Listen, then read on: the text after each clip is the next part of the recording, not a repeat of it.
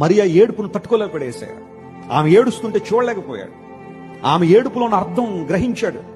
మరియా యేసు ప్రభు దగ్గరికి వచ్చి, ప్రభువా, నా సహోదరుడు చావుకుండా ఇక్కడ ఉండుంటే, నీ శక్తి, నీ ప్రభావం అంత గొప్పది నాయన. మార్త అడిగిన మాటలో ఉన్న ఇంటోనేషన్ ఏంటంటే, నువ్వు ఎందుకు ఆలస్యం చేసావు? ఏమైంది ఇంతవరకు? నీకు ఎప్పుడు అర్థం ఇది? నువ్వు ఎప్పుడు వస్తున్నావు?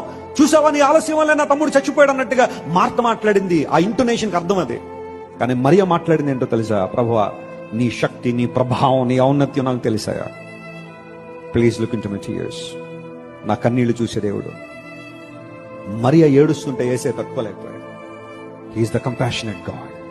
నీ ఏడుపును చూసి చాలా మంది నవ్వుకోవచ్చేమో, నీ ఏడుపును చూసి సంబరాలు చేసుకునే వాళ్ళు చాలా మంది ఉంటారేమో. నువ్వు ఏడుస్తుంటే, నువ్వు ఎప్పుడు ఏడుస్తూనే ఉంటావని నిందించే వాళ్ళు ఉంటారేమో.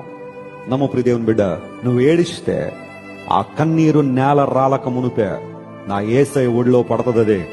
ఆయన నిన్ను సంస్కరించినట్టుగా, ఆయన నిన్ను పట్టించుకున్నంతగా మరే ఒకరు పట్టించుకోలేరేమో. రాత్రుల్లో ఒంటరిగా ఏడుస్తున్నావు, నిద్ర పట్టట్లేదా?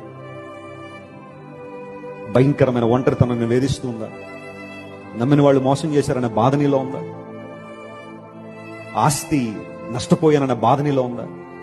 ఒక ఉద్యోగం పోయి, ఒక వ్యాపారంలో నష్టమయ్యి, కుటుంబస్తులు దూరం అయిపోయి, నువ్వు బాగా ఎవరినైతే నమ్మావో, ఎవరినైతే ప్రేమించావో వాళ్లే నీ మీద నిందలేస్తే, అవమానకరంగా మాట్లాడితే తట్టుకోలేక వాటిని పదే పదే అవే గుర్తొచ్చి రాత్రులు నిద్ర పట్టుకుంటే సఫర్ అవుతున్నావా?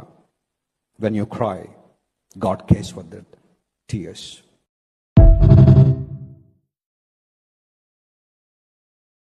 Download ShareChat.